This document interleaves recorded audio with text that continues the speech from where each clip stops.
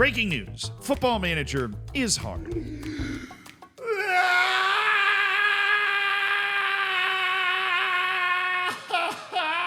But I go through all that to learn the lessons to be able to help you. And I'm going through that sort of pain again. I've taken the helm at Manchester United on stream. I did this because if you watched this video, a giant FIFA YouTuber played Football Manager for the first time and won the league with Manchester United. So surely I should be able to do the same. And in that process, which is halfway done, I've learned some valuable lessons about how to turn around big clubs with no financial flexibility. And the first thing you have to do with these clubs is take stock of how much money is frozen in the financial glacier. Because whether it's Manchester United, Barcelona, or any other big club struggling for cash, a lot of its money is going to be frozen solid in the financial glacier of wages. Now, some of these financial glaciers can be big enough to sink the Titanic. Like Anthony Martial, for example, who is getting paid over $16 million a season to do basically nothing. Now, the reason this is important is because even if you offload these players for very little gain in your transfer budget, you can free up a decent amount of payroll budget that can then be shifted into your transfer budget. But the problem is not every single player on these massive wages at these sorts of clubs are the types of players that you would want to get rid of. For example, Bruno Fernandes is making the same amount of money as Anthony Martial, but where Anthony Martial has clearly gone past his usefulness at a club the size of Manchester United, at least in Football Manager, Bruno Fernandes is inarguably the most talented player on the entire team. So even though his wage is obviously very rich for the blood, I'm not going to get as much out of selling him in terms of improving my team. Because the most important thing to keep in mind when you're taking charge at a huge club like this is even though you don't have a lot of money to spend, the club is expecting results right now. So as much as you want to sign all of the wonder kids and build your team for the future, you can't do that right now. The Brazilians are quite simply too expensive for you, and that list of the top 20 wonder kids in Football Manager is largely inaccessible. So we are in win now mode in this situation.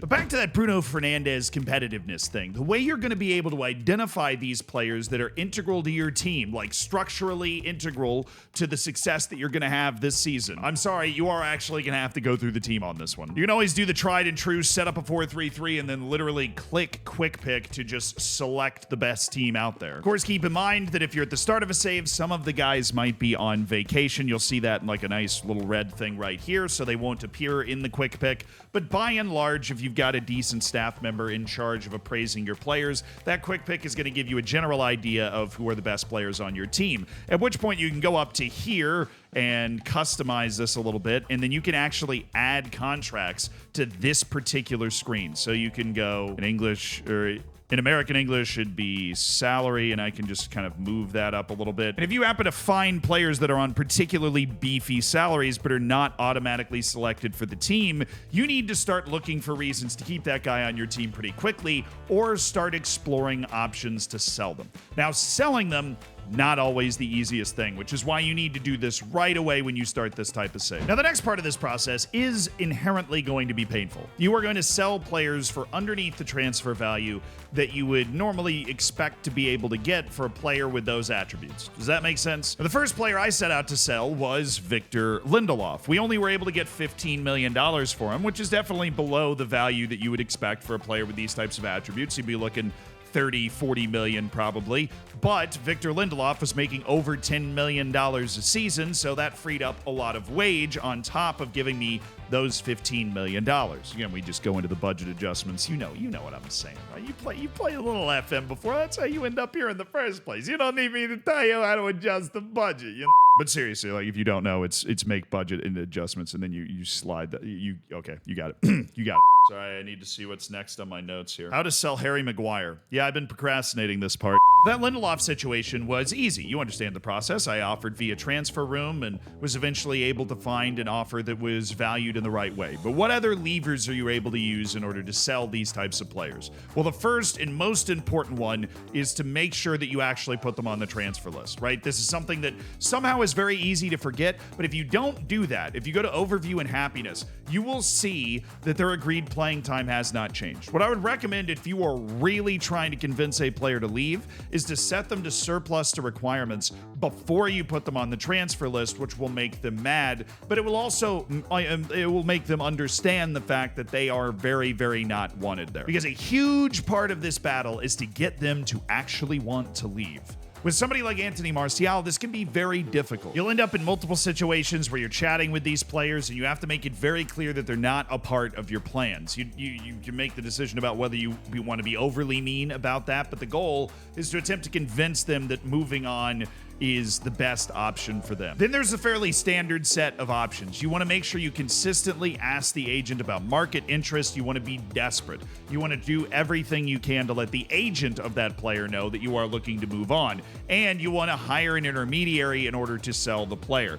Now, very often the intermediary thing will come up with there's no interest in selling the player, or they're going to need 30 days to try and drum up interest. Whatever that is, you just want to follow it to its natural conclusion. So you have the opportunity to discuss it with the player again, then go ahead and do that. But the greatest artistry happens in the offer via transfer room. The first offer out should be unspecified. This is going to give you an idea of exactly what other teams are willing to pay. If you get multiple teams that are interested, that's fantastic. You can try and cancel those and offer out for a specific amount, but keep in mind that is gambling a little bit, because when you do that, when you go from unspecified to a certain amount to see if another team will pay it, there is no guarantee that you're going to get that offer from those clubs again. So if you offer out unspecified and get an offer that you believe is okay, right, then you should take it. But if the unspecified offer doesn't return anything, it might be because the teams involved, or maybe the teams that are interested, or you're just hoping the imaginary teams that are interested in Varane or Anthony Martial or whatever, you can start lowering the value. So start at what would be your ideal price and then keep on going down. I call this kind of shaking the tree, because there is another option available to you. You can lock the fee.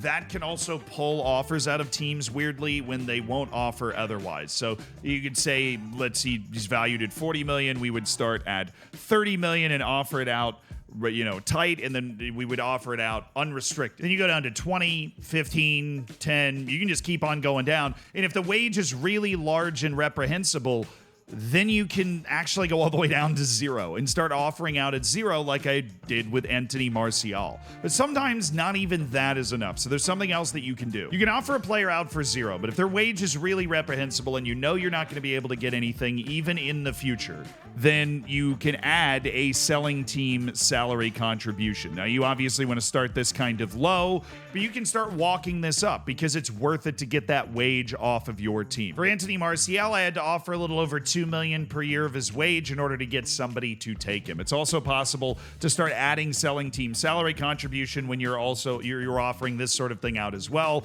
because maybe certain clubs that are interested can't pay the full wage, but they do have a bit in their transfer budget that they would like to spend on that particular player. So those are the two levers that you want to be pulling on the most. And the last thing to keep in mind when moving these players that you need to move is that it might not happen right away. You'll notice that Christian Eriksen and Anthony Martial are still on my team in December 29th, but because they were transfer listed, they were loan listed in an effort to just get their wage off my team as aggressively as possible. They have both had transfers negotiated that will go through in January. So the persistence has paid off. You just keep offering them out, keep them on the transfer list, keep them demoralized. We are trying to emotionally abuse these players here. And you better get on board, because it's the only way you're going to make it happen. But once those players are off their team, or once you've freed up a bit of capital, there are two things you can do to make your team better now. And it's important to do these things because a lot of clubs like this, Manchester United in particular, are not that deep. And they're playing in Europe in multiple cup competitions and the Premier League. And it's very, very difficult to have a fit team for all of those matches, as real-life Manchester United discovered when it literally ran out of center backs over the course of the season. And there really is only one thing that can cure a lack of depth. You know what's coming. It's that you gotta have loans. Loans.